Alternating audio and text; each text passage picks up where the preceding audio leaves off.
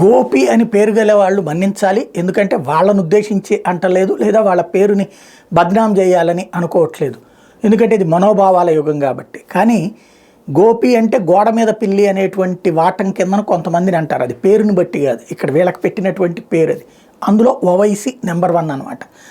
కాంగ్రెస్ అధికారంలో ఉంటే కాంగ్రెస్, బీఆర్ఎస్ అధికారంలో ఉంటే బీఆర్ఎస్, రేపు బీజేపీ అధికారంలోకి వస్తే బీజేపీతో కూడా కలిసి ట్రావెల్ అవుతాడు.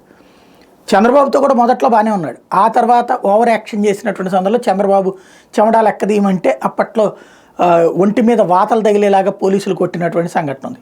అయితే కాంగ్రెస్లోని కిరణ్ కుమార్ రెడ్డి ఉన్నప్పుడు కూడా వల్లగాలేదు, తీసుకెళ్ళి జైల్లో పెట్టారు. అట్లాంటి సిచ్యుయేషన్ జరిగింది. బట్ కాంగ్రెస్ అధినాయకత్వం అతని వెంటే ఉంటుంది, అదే సందర్భంలో బీఆర్ఎస్ అధినాయకత్వం అతని వెంటే ఉంటుంది. ఇప్పుడు ప్రస్తుతం తన భయం ఏంటయ్యా అంటే విజయ అవకాశాలకు సంబంధించినటువంటి భయం. గతంలో ఈజీగా విజయం, ఇక అతను ప్రత్యర్థి అవడంటే చెప్పలేనటువంటి పరిస్థితి. ఇప్పుడు ప్రత్యర్థి బలంగా తయారయ్యేటప్పటికి, ప్లస్ ఇదివరకటంత ఉత్సాహం యువతలో కనిపించకపోయేటప్పటికి ఓవైసీ అంత ఇంటర్నల్ అండర్స్టాండింగ్ ఏది రేవంత్తో చేసుకున్నారు, ఇంతకుముందు కేసీఆర్తో చేసుకున్నట్టు. ఇప్పుడు ఏంటంటే ఈయన చెప్పే సింపుల్ లాజిక్, మత ఘర్షణలు జరగకుండా చూసుకుంటా అంటే, మత ఘర్షణలు మా వాళ్ళే చేస్తారని పరోక్షంగా చెప్పడం. మత ఘర్షణలు వీళ్ళని కనుక ఈయన వదిలేస్తే ఏదో ఒకటి గొడవలు రేకెత్తిస్తాడనమాట. అట్లా లేకుండా, అట్లా ఉంటే ప్రభుత్వం మీద నెగిటివ్ వస్తుంది కదా. ఒకప్పుడు కాంగ్రెస్ ప్రభుత్వాల మీద అదే కదా, రాజశేఖర రెడ్డి అప్పుడు పాత బస్తీలు అల్లర్లు రేకెత్తించాడని చెప్పినటువంటి వాళ్ళు కూడా ఉన్నారు కదా, మరిజానారెడ్డి లాంటి వాళ్ళు మాట్లాడినటువంటి కూడా ఉన్నాయి కదా. అట్లాంటి సిచ్యుయేషన్ ఇక్కడ